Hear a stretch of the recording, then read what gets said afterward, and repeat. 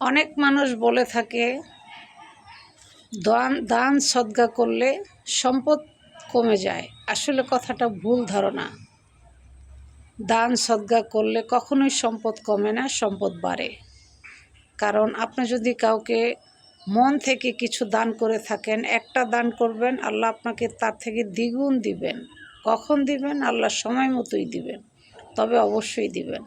দান বেশি বেশি করবেন, মানুষকে দান সদকা বেশি বেশি করবেন। আল্লাহ তাআলা বলেছেন, তুমি যেই জিনিসটা পছন্দ করো খেতে, ঠিক সেই জিনিসটাই দান করবা, খারাপ জিনিস দান করবা না।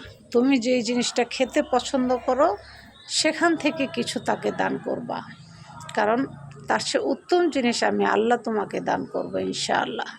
তাই আমরা কিপটামি করব না। কিপটা মানুষকে আল্লাহ পছন্দ করেন না, আর তাকে ধন সম্পত্তিও দেন না।